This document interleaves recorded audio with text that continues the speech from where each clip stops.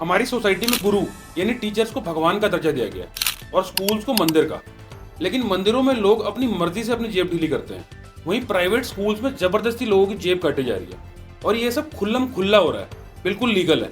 सरकार, प्रशासन, पुलिस सबको इस बारे में पता है, लेकिन सबने अपनी आंखों पर पट्टी बांधी हुई है। प्राइवेट स्कूल्स के लिए पेरेंट्स एक एटीएम कार्ड बन गए हैं, जिसका जब मन आया एटीएम डालो और पैसे लूट लो। हर साल मीडिया में बुक्स को लेकर दुनिया भर की न्यूज आती है। स्कूलों द्वारा छात्रों को जबरन यूनिफॉर्म, किताबें और लेखन सामग्री खरीदने के मामले पर सख्त रुख अपनाया है और एक आदेश इसके लिए जारी किया है। क्या आपके बच्चों के स्कूल से ये दबाव पड़ता है फला दुकान से ही उनकी बुक्स खरीदे? स्कूल में स्टॉल लगते हैं, कहीं और से आपको बाहर का सामान खरीदने नहीं दिया जाता? प्राइवेट स्कूल कॉपी किताबों के सेट खरीदने के लिए एक पर्ची और साथ में कॉपी किताबों की लिस्ट देता है। पर्ची पर पहले से निर्धारित एक खास विशेष दुकान का नाम लिखा होता है। आप उस दुकान पर जाते हैं, दुकानदार को वो पर्ची देते हैं। पर्ची लेकर दुकानदार आपको एक बैग थमा देता है। पेरेंट्स भी कंप्लेंट करते हैं, लेकिन कभी भी इस पर किसी तरह का कोई एक्शन नहीं होता। बच्चों की बुक्स से प्रॉफिट बनाने का गेम ऑल इंडिया के स्कूल्स खेलते हैं। बड़े बड़े रिसर्चर्स ने एक फॉर्मेट बनाकर एनसीईआरटी का फॉर्मूला लागू कराया, लेकिन उसको पढ़ाया नहीं जाता। इनफैक्ट उल्टे सीधे पब्लिकेशंस के साथ साठगांठ करके ज्यादा से ज्यादा किताबें खरीदने का प्रेशर बनाया जाता है, ताकि स्कूल ज्यादा से ज्यादा मैक्सिमम प्रॉफिट बना सके। अगर कोई बच्चा अपने सीनियर्स से पुरानी किताबें खरीदना भी चाहे तो वो ऐसा कर नहीं सकता, क्योंकि स्कूल हर साल अपनी बुक्स में छोटे मोटे चेंजेस कर देता है, ये इंश्योर करने के लिए कि बच्चा नई किताबें ही खरीदे।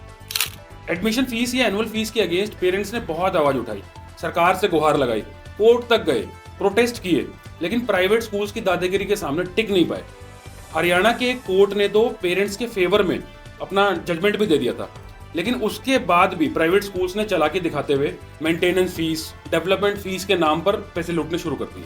सरकार इन सब चीजों के अगेंस्ट कानून तो बनाती है, लेकिन इसे इंप्लीमेंट नहीं कर पाती, क्योंकि सरकार के पास खुद ही सफिशिएंट स्टाफ नहीं है इन सब चीजों को मैनेज करने के लिए।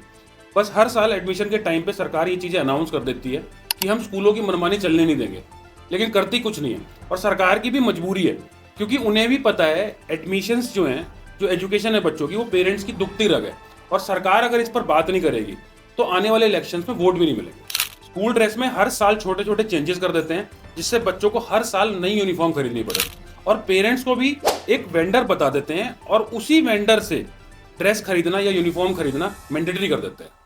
ये लोग कलर, डिजाइन, इन सब में चेंजेस करते ही रहते हैं।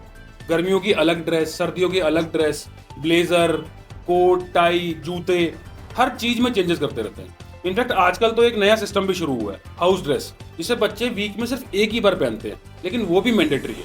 कुछ महीनों बाद नया सेशन आ जाता है और फिर से यूनिफॉर्म में चेंजेस कर देते हैं। सरकार की रूलिंग के हिसाब से इन्हें 25% बच्चे ऐसे लेने होते हैं जो गरीब परिवार से आते हैं, लेकिन उसे भी ये लोग फॉलो नहीं करते। गरीब परिवारों के जो बच्चे हैं उनके फॉर्म को कुछ ना कुछ कमी निकालकर रिजेक्ट कर देते हैं, और उसके बाद अमीरों के बच्चों के फेक डॉक्यूमेंट्स लगाकर एडमिशन दे देते हैं और बदले में मोटी भारी भरकम डोनेशन ले लेते हैं। अगर आप में से भी किसी का बच्चा प्राइवेट स्कूल में पढ़ता होगा तो आपको मालूम होगा कि ईडब्ल्यूएस कैटेगरी में जो बच्चा पढ़ रहा है, उसके पेरेंट्स उसे पिक एंड ड्रॉप फैसिलिटी करने के लिए बड़ी बड़ी लग्जरी गाड़ियों में आते हैं। एक डिकेड पहले बहुत सारे मीडिया हाउसेज ने इसके ऊपर बहुत सारे स्टिंग ऑपरेशंस भी किए थे, जिसमें दुनिया भर के केसेस पकड़े गए थे, लेकिन उसका भी इन स्कूल्स पर किसी तरह का कोई असर नहीं पड़ा। कोरोना के टाइम जब चल रहा था, जब बहुत सारी स्टेट गवर्नमेंट्स ने इन्हें फीस बढ़ाने के लिए रोका था, मतलब गवर्नमेंट ने रिक्वेस्ट की थी, रूलिंग लेके आए थे कि फीस ना बढ़ाएं, बावजूद इसके इन्होंने फीस बढ़ाई, ये कहकर कि इनका स्कूल लॉस में चल रहा है और इनके पास इतने पैसे भी नहीं है कि टीचर्स की सैलरी दे पाए। उसके बाद पता चला कि इन्होंने टीचर्स को सिर्फ 50% सैलरी दी है। इनफैक्ट कई जगह पर तो ऐसा भी रिपोर्ट्स आए कि इन्होंने सिर्फ 25% ही सैलरी दी।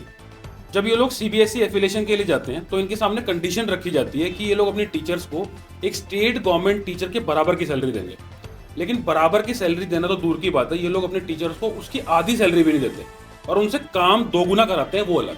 1 रुपया अगर पेट्रोल डीजल का बढ़ जाए तो बच्चे की ट्रांसपोर्ट फी में सीधा 500 रुपये बढ़ा देते हैं। मिड डे मील की जो फीस होती है उसके नाम पर 1500 से 2000 रुपये महीना ले लेते हैं। इनफैक्ट एक पेरेंट तो ऐसे थे जिसके बच्चे को वीट एलर्जी थी। उसने स्कूल से कहा कि या तो आप मेरे बच्चे को राइस दीजिए या तो ये जो फीस है इसको खत्म कीजिए।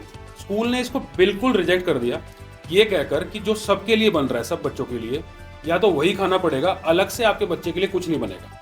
और ये जो मिड डे मील की जो फीस है, ये स्कूल की पॉलिसी है, ये हर किसी को देनी पड़ेगी, चाहे आपका बच्चा स्कूल में मिड डे मील ले या ना ले।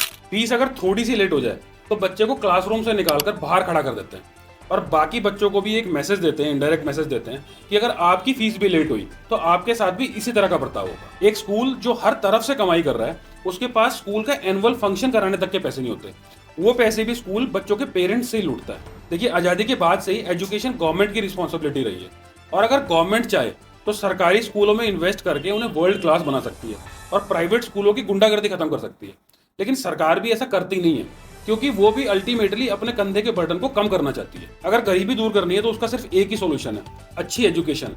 और यही सोचकर पेरेंट्स अपने बच्चे को प्राइवेट स्कूल्स में भेजते हैं। जो काम वो लोग नहीं कर पाए, अच्छी एजुकेशन लेकर उनका बच्चा शायद कर पाए। और इसी चीज का फायदा प्राइवेट स्कूल्स उठाते हैं। किसी पेरेंट को कितना और किस हद तक लूट सकते हैं, इसके लिए स्कूल्स ने अब पेरेंट्स का इंटरव्यू तक लेना शुरू कर दिया है। आप नौकरी करते हैं या बिजनेस, आपकी कमाई कितनी है, इन सब सवालों के जवाब पे डिपेंड होता है कि आपके बच्चे को स्कूल में एडमिशन मिलेगा या नहीं। आपका बच्चा कितना लायक है या कितना ब्राइट है, इस चीज से स्कूल को किसी तरह का कोई फर्क नहीं पड़ता। अगर आपके साथ भी कुछ इसी तरह की बेईमानी हुई है या प्राइवेट स्कूल्स की दादागिरी हुई है तो अपना पर्सनल एक्सपीरियंस मेरे साथ जरूर शेयर करना। वीडियो अगर पसंद आई हो तो इसे लाइक करना, शेयर करना और ऐसी इंफॉर्मेटिव वीडियोस के लिए मेरे चैनल को सब्सक्राइब करना।